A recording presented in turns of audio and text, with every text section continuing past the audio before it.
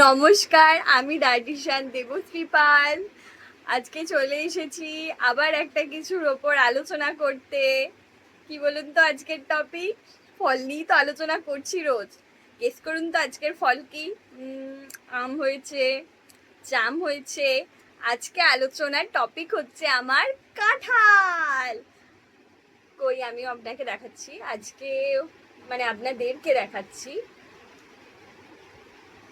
আমি আজকে কাঁঠালও নিয়ে এসেছি, দেখেছেন তো? ডায়াবেটিস পেশেন্টরা এক পিস, বছরের স্বাদ একবার, বেশি না। ভালো খেতে। আমি এই মানে আমিও আমিও 2-3 পিসই খাই, তার বেশি আমি খাই না। কিন্তু বছরের স্বাদ আমি সবই টেস্ট করছি, আপনাদেরকে দেখাচ্ছি। আপনারাও যদি টেস্ট করেন অবশ্যই আমার কমেন্টে গিয়ে ছবি পাঠাবেন, ভাল লাগবে। যে কি কাঁঠাল আমাদের কাছে উপকারী না অপকারী? অবশ্যই কাঁঠাল একটি উপকারী ফল, কিন্তু এই কাঁঠালটা এবার কি কোন পেশেন্ট খাচ্ছে তার উপর ডিপেন্ড করে। যেমন ডায়াবেটিস পেশেন্টদের ক্ষেত্রে আমি বলবো বছরের স্বাদের জন্য বলছি, অন্য কোনো পারপাস নয়। তো এক পিস খেতে পারেন, ঠিক আছে? খাবেন না বেশি, খেলে কিন্তু আপনার সুগার লেভেলটা কিন্তু বেড়ে যাবে। ব্লাড সুগারকে খুব মানে তাড়াতাড়ি বাড়িয়ে দেয়। তার কারণ হচ্ছে এটার মধ্যে বেশ ভালোই ফ্রুক্টোজ এবং সুক্রোজ আছে, যেটা আমাদের কিন্তু ব্লাড সুগারকে বাড়ায়।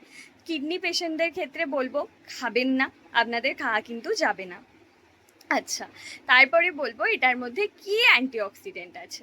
কি আছে? লুটেইন আছে, জিয়াজ্যান্থিন আছে, পলিফেনল আছে, ফ্ল্যাভোনয়েডস আছে, যেগুলো আমাদের কোষকে কি করে আরও সতেজ রাখতে সাহায্য করে এবং আমাদের অক্সিডেটিভ স্ট্রেসের বিরুদ্ধে লড়াই করতে সাহায্য করে, ঠিক আছে? তো সেই জন্য ভালো। আর তাছাড়াও যাদের কোষ্ঠকাঠিন্যের সমস্যা আছে তারা কিন্তু খেতে পারে।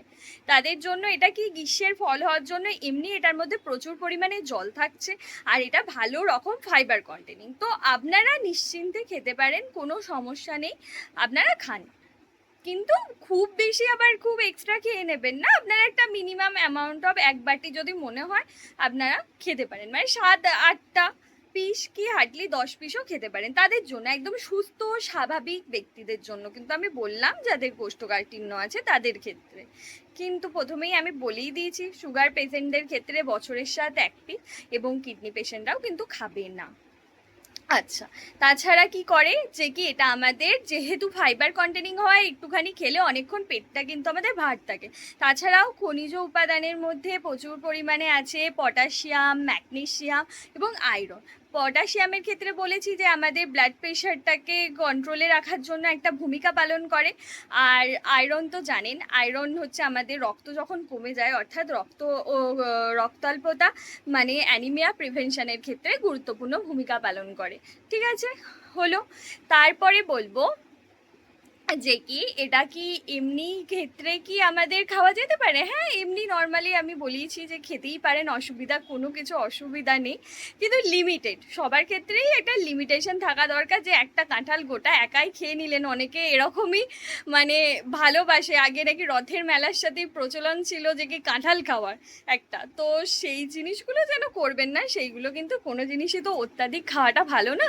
আর এটার মধ্যে বিটা ক্যারোটিন থাকার জন্য সেটা আমাদের চোখের পক্ষে বিন্দু ভালো, এবং ভিটামিন সিও থাকছে, যেটা আমাদের ইমিউনিটিকে বুস্ট করছে এবং আমাদের স্কিনের জন্যও ভালো।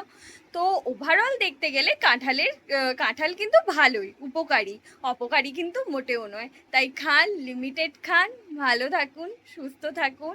আজকে এই পর্যন্ত। আর দেখতে থাকুন যে কি প্রতিদিন কিছু ইনফরমেশন দেওয়ার চেষ্টা করব যতটা সম্ভব হয়। আর নিজেদের জন্য যদি কাস্টমাইজ ডায়েট চার্ট নিতে চান তো অবশ্যই আমার সাথে কন্ট্যাক্ট করবেন। টাটা।